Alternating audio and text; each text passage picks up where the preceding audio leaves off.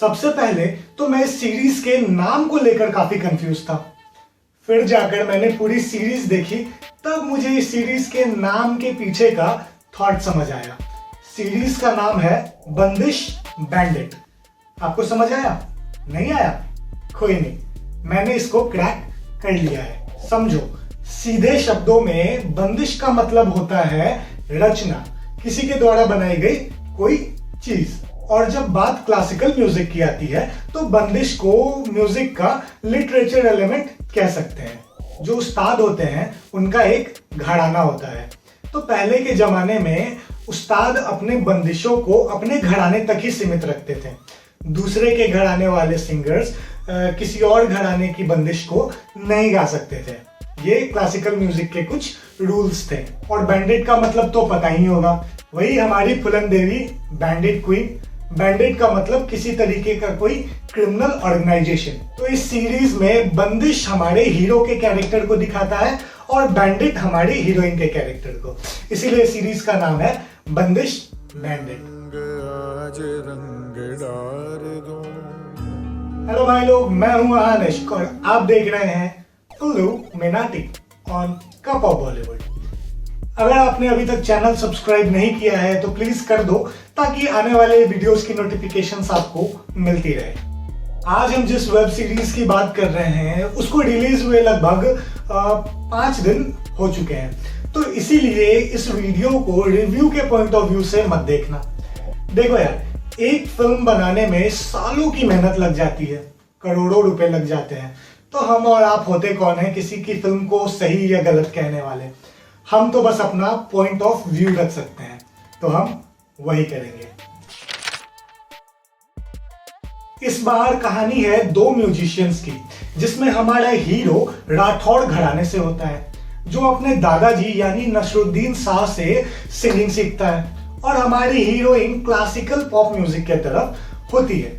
फिर दोनों मिलते हैं और दोनों को वही बॉलीवुड रोमांटिक मसाला वाला प्यार हो जाता है। लेकिन इस सीरीज में बॉलीवुड रोमांटिक चुतियापे के अलावा भी काफी सारे ट्विस्ट और टर्न्स हैं, जो इस सीरीज को दूसरे बॉलीवुड वाले चुतियापे से अलग बनाते हैं। इस सीरीज के सस्पेंस को समझने के लिए आपको सीरीज खुद देखनी पड़ेगी। सीरीज आपको Amazon प्राइम पर देखने को मिल जाएगी। क्योंकि सीरीज की कहानी म्यूजिशियंस की है, इसीलिए सीरीज में सॉन्ग्स का होना तो जरूरी था, जो कि है भी। जब आप सीरीज में सॉन्ग्स की प्लेसमेंट देखोगे ना, तब आप स्क्रीन प्ले राइटर की तारीफ करोगे कि कैसे उसने सॉन्ग्स के लिए स्क्रीन प्ले में जगह बनाई है।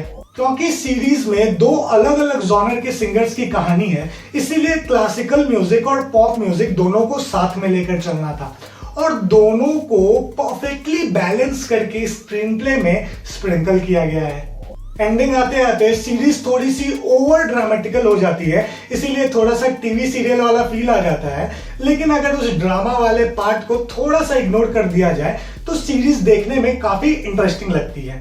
वैसे तो उस ओवर ड्रामा वाले पार्ट को इग्नोर किया जा सकता है, लेकिन मेरे लिए वो ओवर ड्रामा जर्क क्रिएट करने का काम कर रहा था, इसीलिए मैंने बोल दिया। और अगर उस ओवर ड्रामा वाले पार्ट को छोड़ दो तो सीरीज में आपको फ्यूजन, घराना और भी बहुत कुछ लव स्टोरी के अलावा देखने को मिल जाएगा। तो कुल मिलाकर हम कह सकते हैं कि स्क्रीन प्ले इज गुड।